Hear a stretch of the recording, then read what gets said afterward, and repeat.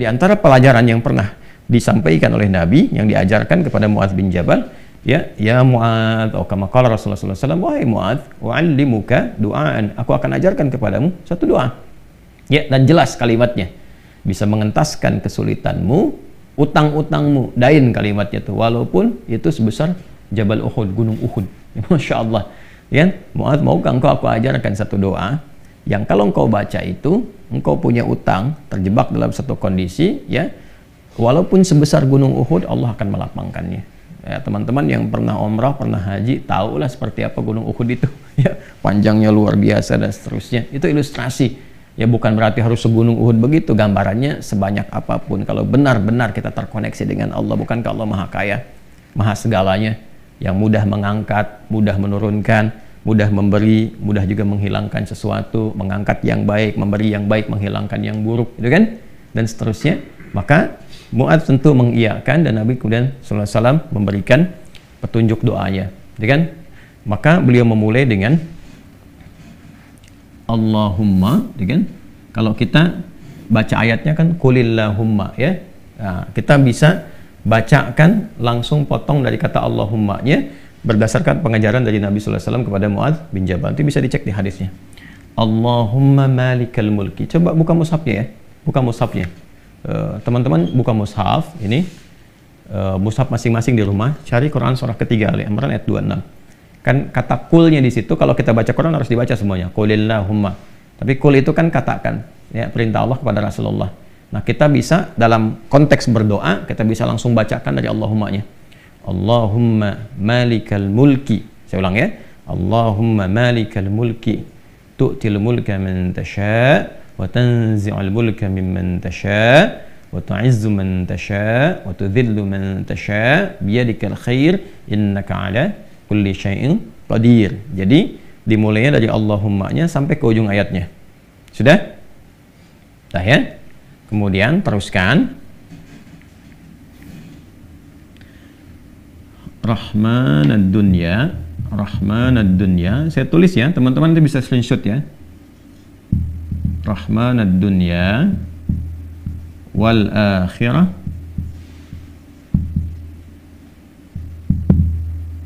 Rahmanad dunya wal akhirah wa rahimahuma wa rahimahuma.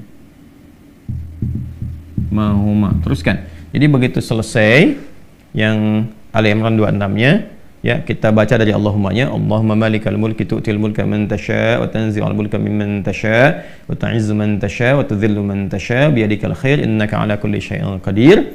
Rahmanad dunya wal akhirah wa rahimahuma. Jelas ya? Tu'ti hima, tu'ti hima, itu kan? Man tasha'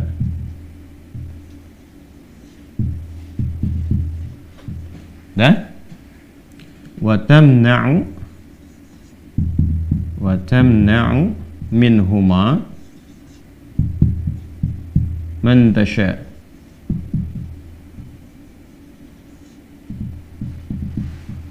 Dah?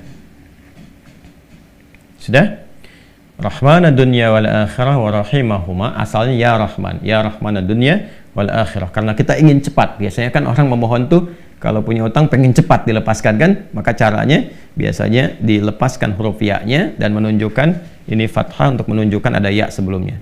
Asalnya ya Rahmanad dunya wal akhirah. Kita percepat supaya kita minta sesuatu dipercepat. Rahmanad dunya wal akhirah wa rahimahuma. Tu'tihima man tasha' wa tamna'u minhuma, ya kan? Man tasha'. Allahumma malikal mulki tu'til mulka man tasha'. Ya Allah yang menggenggam segenap kekuasaan, Engkau memberikan kekuasaan pada siapa yang Engkau kehendaki. Wa tanzi'ul mulka mimman tasha', dan juga mencabut, mengambil kekuasaan dari siapa yang Engkau kehendaki. Wa tu'izzu man tasha', Engkau mengagungkan, mengangkat siapa yang Engkau kehendaki. Wa tudhillu man tasha', dan Engkau bahkan merendahkan di antara makhlukmu yang Engkau kehendaki sesuai dengan hukum-hukummu. Biyadikal khair, segala ketetapan kebaikan dan segala kemuliaan ada dalam ketetapanmu. Innaka ala kulli syai'in qadir, hanya Engkau yang paling kuasa untuk menetapkan segala hal. Rahmanad dunya wal akhirah, ya Allah, yang maha pengasih, yang sempurna kasihnya dalam urusan dunia dan akhirat.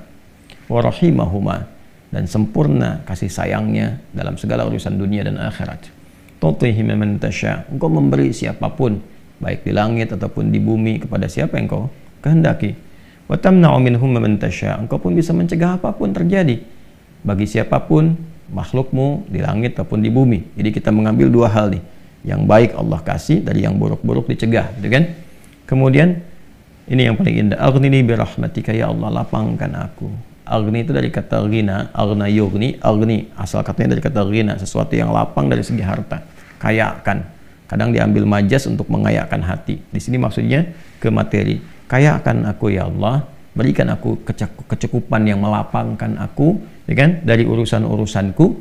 Maksudnya ini terkait hutang. Bi rahmatika, dengan rahmatmu. Ya ini bahasanya indah sekali, ini balaghahnya tinggi banget ya. Ya kalau kita ambil ke bahasa kita kan begini.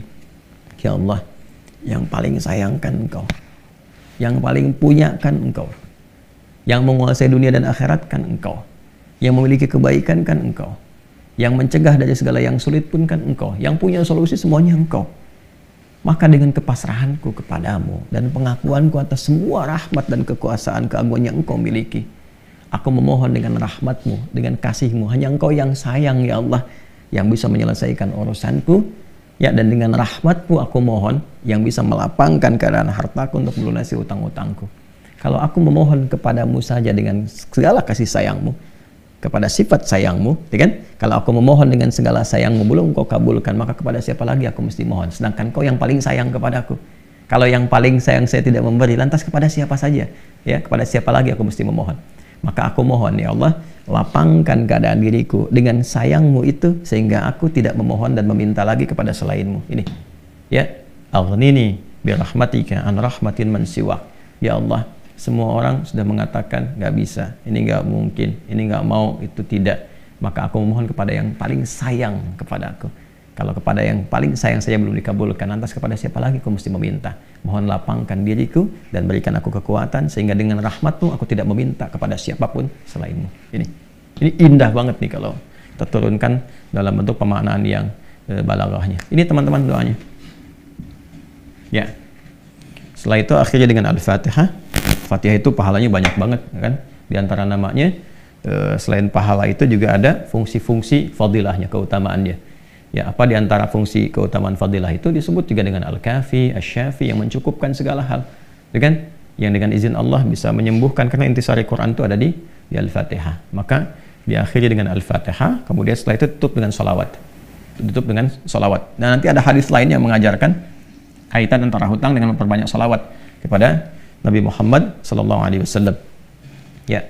Nah, sholawat ini juga penting teman-teman sekalian, diperbanyak di akhir ya. Jadi setelah baca tadi Quran surat Nuh, Ali Imran, ya, istighfar dulu. Jadi kalau kita rumuskan kan ketemu 5 kan?